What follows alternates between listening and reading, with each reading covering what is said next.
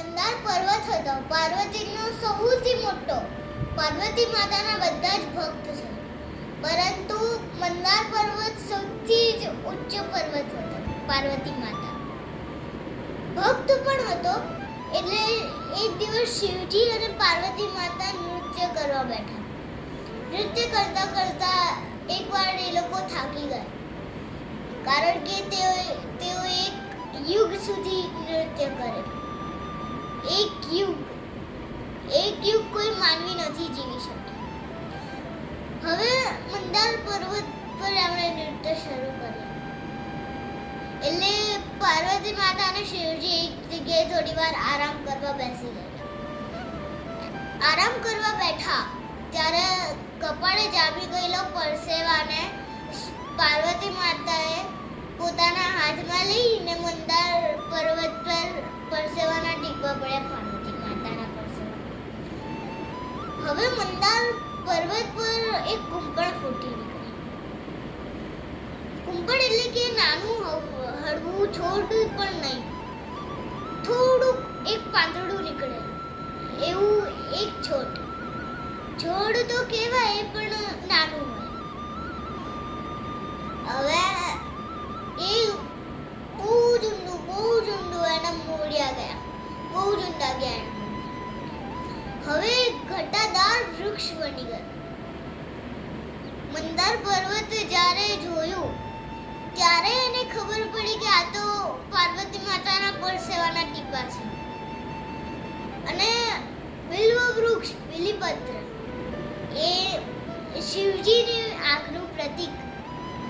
હજુ પણ વડોદરા સંસ્કારી નગરીમાં એવું છે, બધા જ બિલ્વ વૃક્ષમાં દરેક ડાળખીઓમાં 3 પાંદડા હોય છે.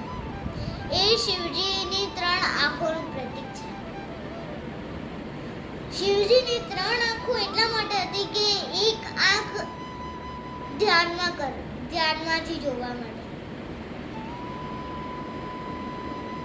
એ બધું જ થઈ ગયું. હવે મંદાર પર્વત એમાંથી થોડી ડાળીઓ ને બધું લઈને પાર્વતી માતા પાસે પહોંચ્યો. પાર્વતી માતા ધ્યાનમાં હતા.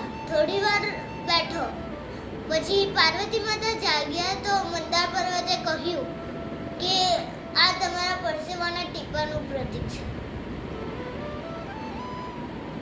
પાર્વતી માતા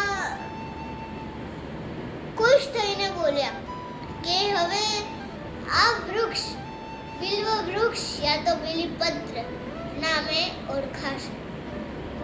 બિલ્વપત્ર પણ કહી શકે, આ નામે ઓળખાશે.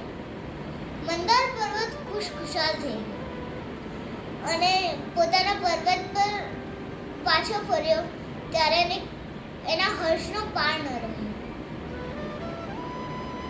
ખુશખુશાલ થયેલો મંદાર પર્વત એ મનની ભક્તિ કરી પાર્વતી માતા. પાર્વતી માતાના આ વસ્તુથી મંદાર પર્વત ખુશ થઈ ગયો અને એમના ચરણે પડી ગયો.